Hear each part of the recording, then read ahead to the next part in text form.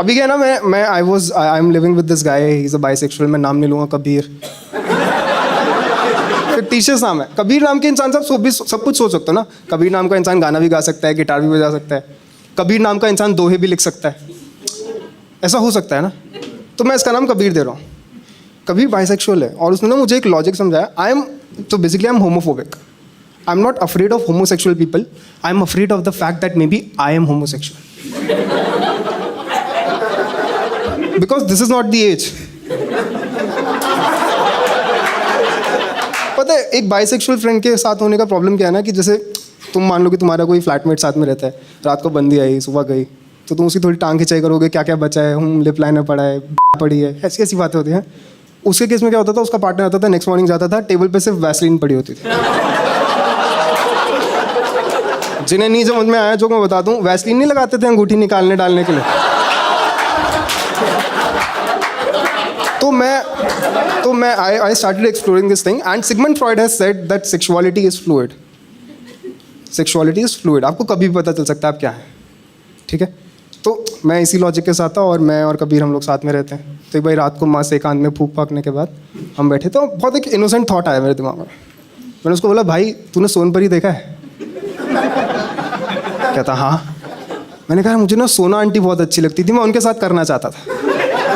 Innocent thought. Kabir कहता भाई मैं तो अल्तू अंकल के साथ भी करना चाहता।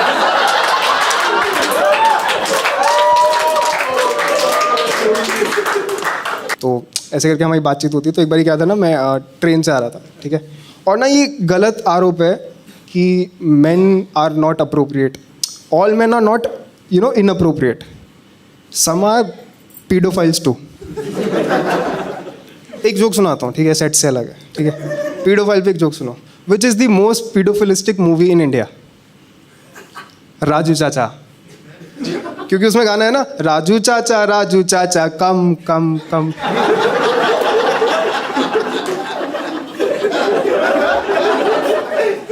तो सम में ना पीडोफाइल्स ऑल्सो, ठीक है, मतलब। और क्या था ना, just give me a cheer. अगर आपके साथ ट्रेन में ऐसा हुआ कि किसी ने आपको इनअप्रोप्रिएट टच दिया, just give me a cheer, people who have experience that, right. सिर्फ लड़कियों के साथ नहीं होता, लड़कों के साथ भी होता है। तो एज अ रिस्पॉन्सिबल पर्सन मैं उस ट्रेन में था और मैं अभी मुंबई नया नया आया हूँ, मैं भीड़ में था।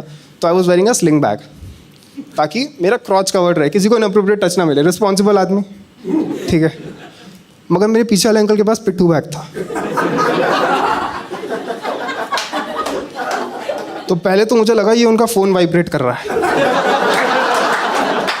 बट एक प्रॉब्लम है, फ़ोन है ना वो ऐसे वाइब्रेट करता है, देखो। इन अंकल का फ़ोन ऐसे वाइब्रेट कर रहा था।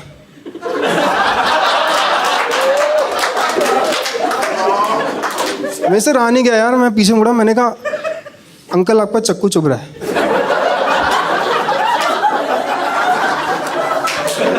अंकल ने ना कोई जवाब नहीं दिया, क्योंकि मुझे ऐसा लगता है कि ना इंडिया में एवोल्यूशन जैसे होता है ना, कि मतलब पहले क्या था ना, पहले सिर्फ बस चलती थी, फिर ऑटो का कॉन्सेप्ट आया, तो लोग नेगोशिएट करने लगे कि अरे वहाँ क्यों जा रहे हो, हमें यहाँ जाना है। ऐसे ही जब आर्टिकल 6 आया तो लोग ऐसे इस पर भी नेगोशिएट करने लगे, है ना, कि मैंने कहा अंकल चुभ रहा है। अंकल कहते 10 मिनट कर लो। भीड़ हो रही थी यार, बहुत भीड़ हो रही थी। अचानक दादर आया, ट्रेन से भीड़ खाली हुई।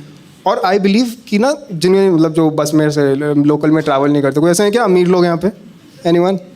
कौन नहीं होगा, सबने कूपन कोड लगाया। वाह हरामी लोग। बलराज भाई कोई ऐसे हमने ऑडियंस नहीं भरी है, ये सब ऐसे ही क्या कर रहे हो, कुछ ओल्ड मॉन्ग पी रहे थे, यहाँ पी लो। तो ऐसा सीन था। और मेरे को ऐसा लगता है कि ना दादर आने के बाद ट्रेन में भीड़ ऐसे खत्म होती है जैसे पैशन फॉलो करने पे करियर।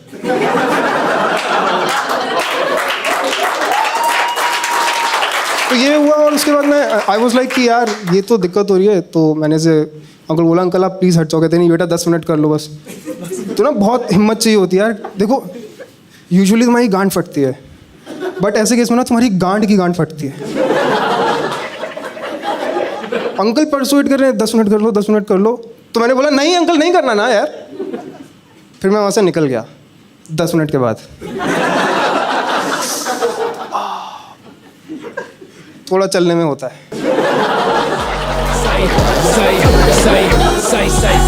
सही है भाई, मैं सही है भाई।